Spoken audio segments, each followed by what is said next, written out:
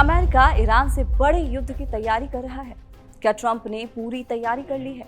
ऐसा हम इसलिए बता रहे हैं क्योंकि अमेरिकी राष्ट्रपति डोनाल्ड ट्रंप ने दावा किया है कि अमेरिका का एक और नौसैनिक बेड़ा ईरान की दिशा में आगे बढ़ रहा है। हालांकि इसकी उन्होंने ज्यादा जानकारी नहीं दी। उन्होंने उम्मीद जताई है कि ईरान को नए समझौते पर सहमत किया जा सकता है। ईरान में सरकार विरोधी प्रदर्शनों के बाद अमेरिकी राष्ट्रपति डोनाल्ड ट्रंप ने ईरान के खिलाफ शिकंजा और कसने की तैयारी कर रहे हैं।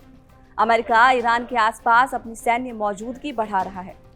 एक हफ्ते पहले भी ट्रंप ने इसी तरह का बयान देते हुए कहा था कि एक बड़ा अमेरिकी सैन्य बेड़ा ईरान की तरफ बढ़ रहा है। अमेरिकी युद्धपोत USS Abraham Lincoln middle east में पहुंच चुका है। यूएसएस अब्राहम लिंकन अमेरिकी नौसेना का एक न्यूक्लियर पावर्ड एयरक्राफ्ट कैरियर है। ये दुनिया के सबसे बड़े और सबसे ताकतवर वॉरशिप में से एक माना जाता है। अमेरिका ने ईरान के आगे 4 शर्तें रखी हैं।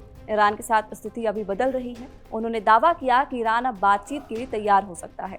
ट्रंप ने कहा ईरान के पास वेनेजुएला से बड़ा बेड़ा है। उन्होंने ये भी कहा कि ईरान के अधिकारी कई बार संपर्क कर चुके हैं और वे डील करना चाहते हैं। ट्रंप का मानना है कि ईरान बात करने के लिए उत्सुक है। अमेरिका भी बातचीत के लिए तैयार है। अगर ईरान संपर्क करता है और शर्तें मानता है तो ही बात होगी। इस महीने अमेरिकी विशेष दूत स्टीव विटकॉफ ने समझौते के लिए शर्तें बताई हैं। यूरेनियम एनरिचमेंट पर पूर्ण प्रतिबंध, पहले से संवर्धित यूरेनियम को हटाना, लंबी दूरी की मिसाइलों की संख्या को सीमित करना, क्षेत्रीय प्रॉक्सी बलों को मदद बंद कर देना। ईरान के खिलाफ पहले कार्यकाल से आक्रामक रहे ट्रंप ने अपने पहले कार्यकाल यानी 2017 से 21 में ईरान के साथ 2015 के परमाणु समझौते संयुक्त व्यापक कार्य योजना से अमेरिका को पूरी तरह से बाहर निकाल लिया था।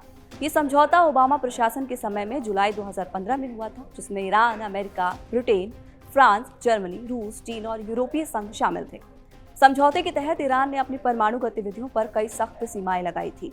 यूरेनियम संवर्धन को 3.67% तक सीमित रखना और बम बनाने के लिए 90% से ज्यादा चाहिए।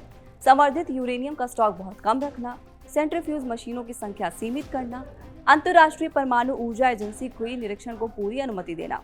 ईरान पर मैक्सिमम प्रेशर की नीति ट्रंप अपनाते रहे हैं। इसके बदले में ईरान को अमेरिका और अन्य देशों ने लगाए गए आर्थिक प्रतिबंधों में छूट दे दी, खासकर तेल निर्यात, बैंकिंग और व्यापार पर। इससे ईरान की अर्थव्यवस्था को बड़ा फायदा हुआ था। ट्रंप ने चुनाव प्रचार में ही समझौते को दुनिया का सबसे खराब समझौता कहा था। उनका कहना था कि ये समझौता ईरान की परमाणु महत्वाकांक्षा को सिर्फ टालता है, खत्म नहीं करता। वेनेजुएला की तरह ये भी तैयार है, इच्छुक है और जरूरत पड़ने पर तेजी और हिंसा के साथ अपने मिशन को पूरा करने में सक्षम है। ट्रंप ने कहा कि उन्हें उम्मीद है कि ईरान अपने न्यूक्लियर हथियारों के प्रोग्राम के बारे में एक निष्पक्ष और न्याय संगत डील पर बातचीत करने के लिए मेज पर आएगा।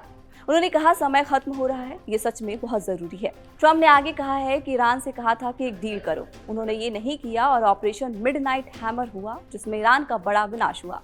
अगला हमला कहीं ज्यादा बुरा होगा, ऐसा दोबारा ना होने दे। अमेरिका ने जून 2025 में ईरानी परमाणु फैसिलिटी पर हवाई हमले के सैन्य अभियान को ऑपरेशन मिडनाइट हैमर नाम दिया था। अमेरिका का दावा था कि इन फैसिलिटी का इस्तेमाल न्यूक्लियर हथियारों में इस्तेमाल के लिए यूरेनियम का समृद्ध करने के लिए किया जा रहा था। अब ट्रंप ने ईरान को हमले की चेतावनी दी है। पिछले हफ्ते ट्रंप ने कहा था कि एक आमला ईरान की ओर बढ़ रहा है, लेकिन उन्हें उम्मीद है कि उन्हें इसका इस्तेमाल नहीं करना पड़ेगा। ये चेतावनी ईरान में देशव्यापी विरोध प्रदर्शनों पर अधिकारियों की क्रूर कार्रवाई के बाद आई थी। वहीं ईरानी विदेश मंत्री अब्बास अराक्ची ने कहा कि हाल के दिनों में उनका अमेरिकी विशेष दूत स्टीव विटकॉफ से कोई संपर्क नहीं हुआ और न ही उन्होंने बातचीत का अनुरोध किया है। अमेरिका ने ईरान के अवैध तेल व्यापार को निशाना बनाने के लिए कई तरह के प्रतिबंधों का इस्तेमाल किया है। इसके अलावा अमेरिका ने ईरान के खिलाफ कई सैन्य कार्रवाइयां भी की हैं, ताकि तेहरान को बातचीत की मेज पर लाकर उसके न्यूक्लियर प्रोग्राम को रोका जा सके। ट्रंप ने अपने पहले कार्यकाल के दौरान 2018 में ओबामा युग की न्यूक्लियर डील से अमेरिका को बाहर निकाल लिया था, ये कहते हुए कि ये डील खराब और सड़ी हुई थी। ईरान में 28 दिसंबर से शुरू हुई हिंसा 15 जनवरी तक चली थी। ये कई कारणों से भड़की। ये प्रदर्शन अब तक के सबसे बड़े प्रदर्शनों में से एक मानी जा रही है। इसमें से 5000 से ज्यादा प्रदर्शनकारियों की मौत हो गई थी। ये हिंसा महंगाई के खिलाफ भड़की थी। ईरानी मुद्रा रियाल की कीमत इतिहास में सबसे निचले स्तर पर पहुंच गया था। एक अमेरिकी डॉलर की कीमत लगभग 14,55,000 तक पहुंच चुकी थी। चाय, ब्रेड जैसी रोजमर्रा की चीजें भी बहुत महंगी हो गई। कई लोग पुरानी राजशाही वापस लाने की मांग करने लगे। ट्रंप प्रशासन ने मैक्सिमम प्रेशर नीति अपनाई, जिसके तहत ईरान के तेल निर्यात को शून्य करने की कोशिश की गई।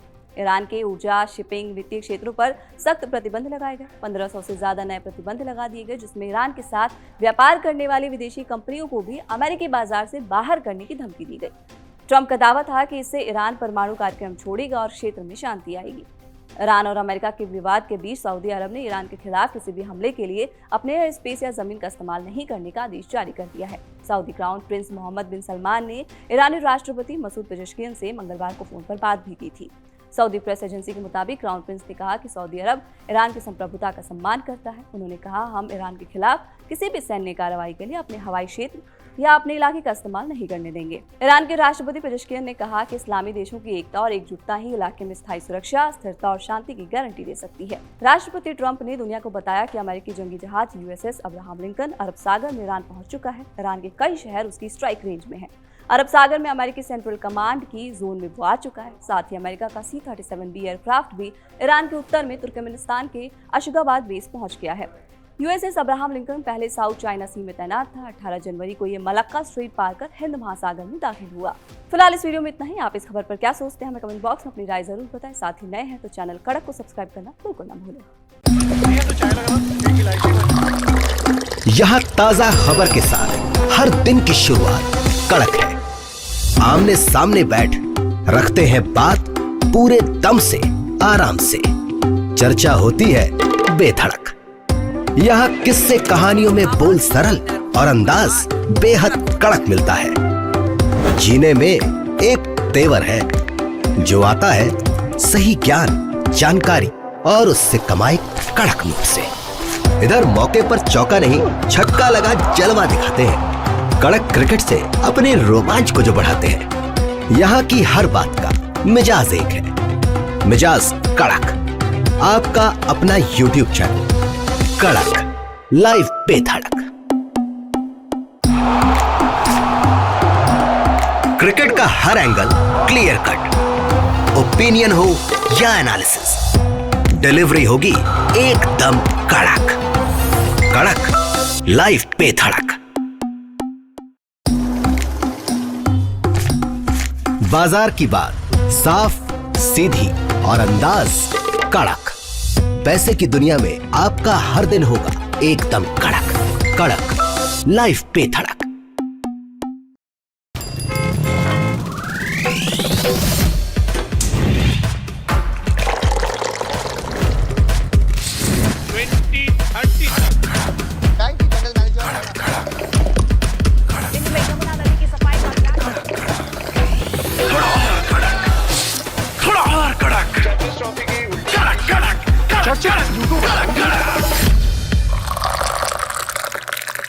ये कड़क है।